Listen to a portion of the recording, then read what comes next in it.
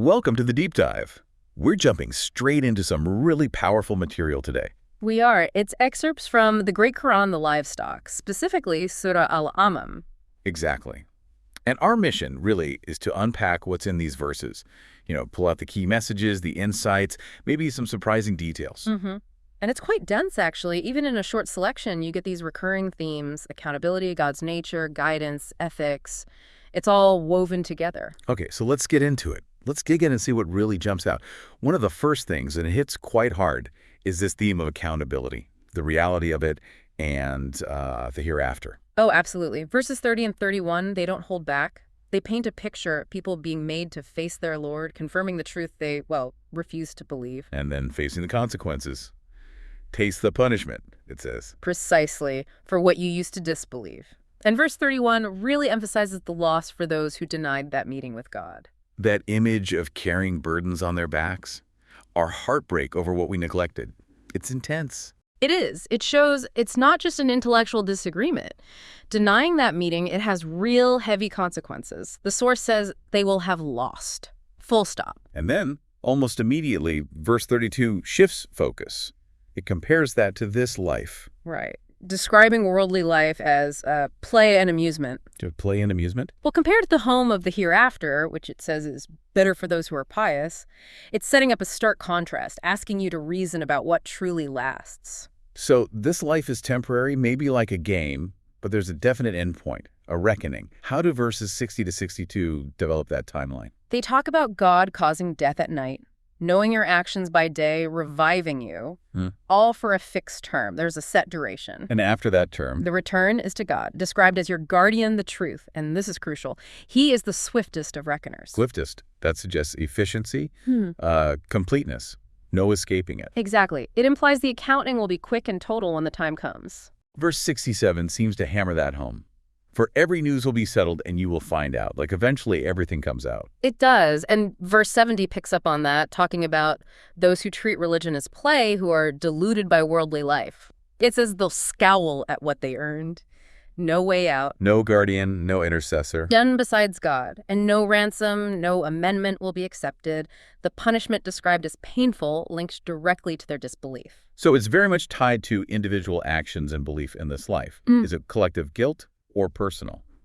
Verse 164 is incredibly clear on this. It states, every soul only earns for itself. Okay. And then the principle. No bearer of burden can bear the burden of another.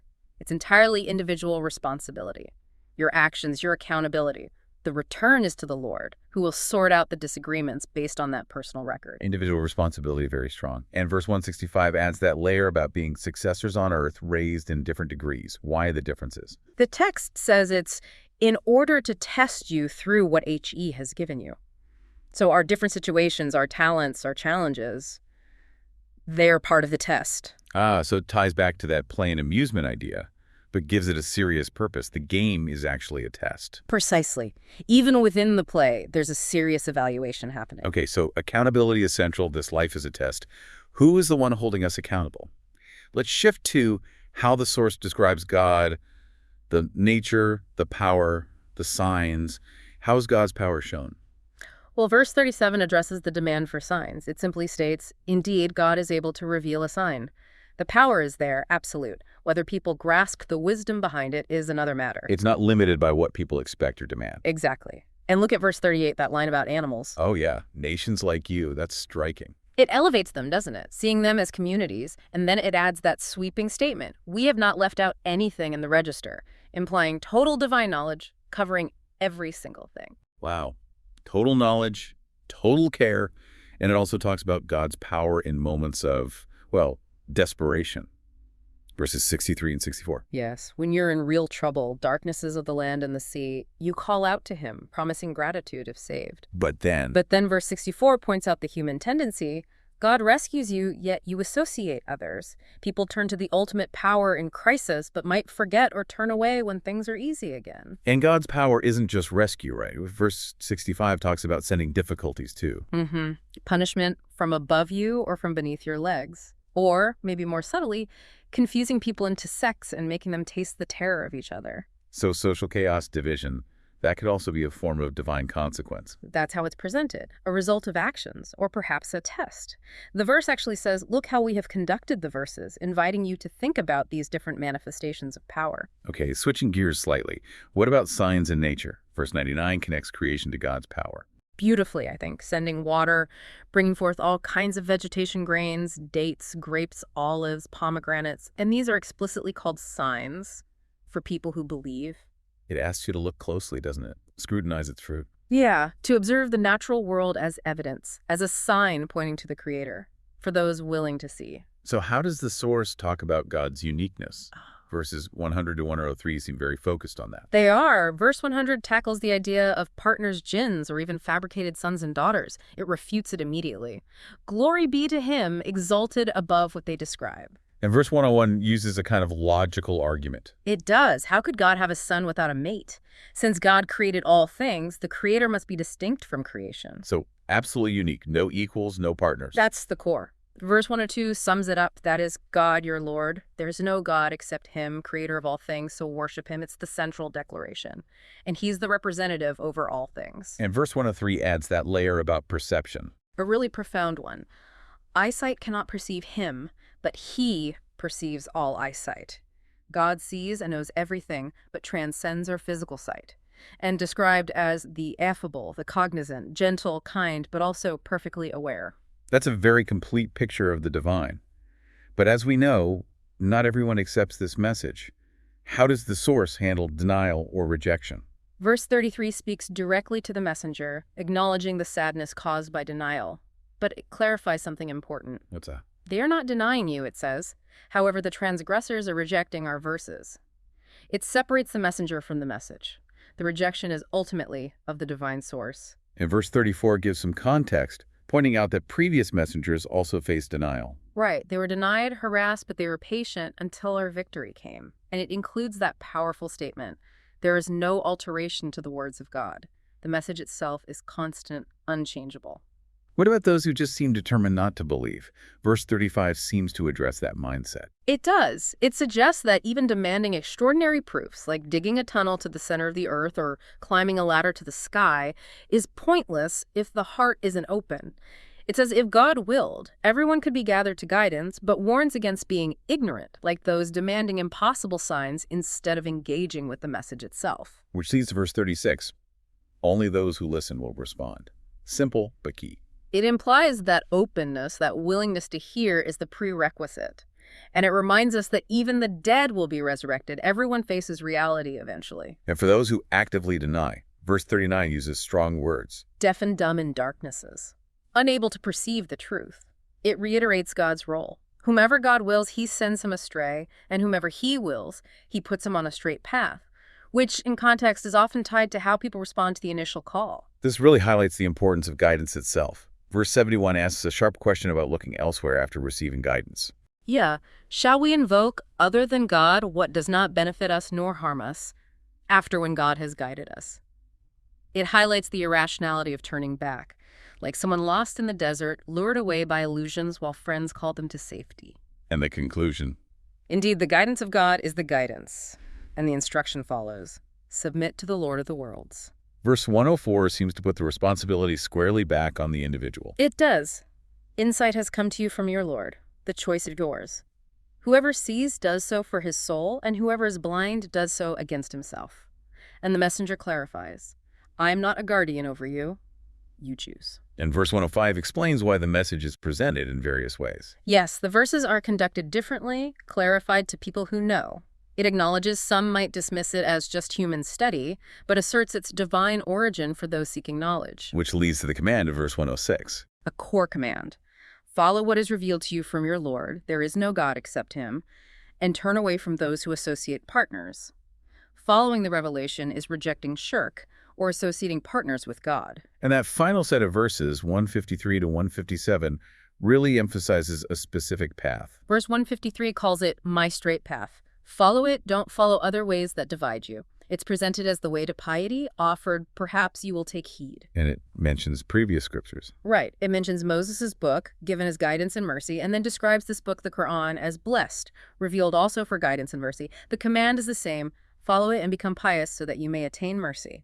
consistency. And verses 156, 157 seem to preempt excuses. Exactly. Addressing those who might say, if only the book came to us, we'd be better guided. The text replies, a clear proof, guidance, and mercy have come now. So what's the excuse?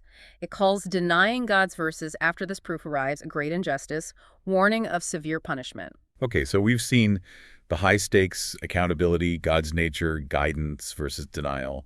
But the source also gives practical, ethical instructions for this life. What stands out there? Verse 152 has several key points. It starts with protecting the vulnerable, specifically orphans. Don't touch their property except in the best way until they mature. A standard of care. What else? Fairness in dealings. Fulfill measure and balance in justice. Be accurate and fair in trade and weights. And it adds that principle of capacity. We do not charge a soul except by its capacity.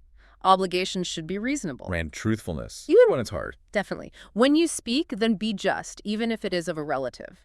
Justice and testimony outweighs family ties. And fulfill the agreement of God promises. Oaths made in God's name are sacred. Again, it ends by saying, this is advice, perhaps you will take heed. It also gets into specific dietary laws, doesn't it? Verses 144 to 146. It does. Verse 144 actually challenges man-made prohibitions about livestock, questioning arbitrary rules people invent and attribute to God, calling it unjust and misleading. So what is prohibited then, generally? Verse 145 lists the main ones. Dead animals, carrion, flowing blood, pig meat described as filthy, and anything sacrificed sinfully to other than God. Is there an exception? Yes, for necessity. Someone compelled, like in starvation without seeking it out or going too far, can eat it because the Lord is forgiving and merciful. And it mentions specific rules given historically to Jewish people. Yes, verse 146 details prohibitions given to them, animals with claws, like camels, ostriches, also birds of prey perhaps, and certain fats from cattle and sheep, with some exceptions. The source states this was a requital, a specific consequence for their injustice. We've covered a huge amount of accountability, God's power, guidance, ethics, laws. It all seems to point towards one central stance, one core idea. I think it does. It all culminates in verse 162, which is this declaration of complete devotion. Can you remind us of that verse? Indeed, my litany, my religious rite, my life and my death are for God, Lord of the worlds. Wow. That covers everything. Your prayers, your rituals, your entire existence, even your death. It's total submission. And verse 163 immediately reinforces why he has no partner. That absolute uniqueness of God is the foundation. The speaker is commanded with this and is the first of submitters, setting the example. And verse 164 circles back, questioning, seeking any other Lord when he is the Lord of all things. Exactly. It reinforces the logic. If God is Lord of everything, why look anywhere else? He is the sole focus. So recapping this deep dive into these excerpts from Surah Al-An'am, we've explored that intense focus on accountability and the afterlife, looked at the descriptions of God's power, uniqueness, and signs, considered the challenge of denial versus a clarity of divine guidance in the book, touched on practical ethics, justice, honesty, property, even diet, and all seems to build towards that core message of submission to the one God, the Lord of everything. That's a good summary. And you really see how interconnected it all is, Understanding God's nature leads to submission. Knowing about accountability makes the guidance and ethics vital. It's not just a list of rules. It's a whole worldview flowing from these core beliefs. It's been incredibly insightful digging into this. Thanks for walking us through it. My pleasure. It's rich material. And thank you for joining us on this deep dive. Yeah, thanks for listening. And maybe something to think about as you reflect on this. The verses call worldly life play and amusement, but simultaneously stress justice, keeping agreements, and individual responsibility for a serious day of reckoning. How does that idea from verse 165 that life is a test, where God gives different people different things in order to test them, help you reconcile the play aspect with the very serious call for constant heedfulness and righteous action? How does seeing life as a test change your view of both the game and the rules?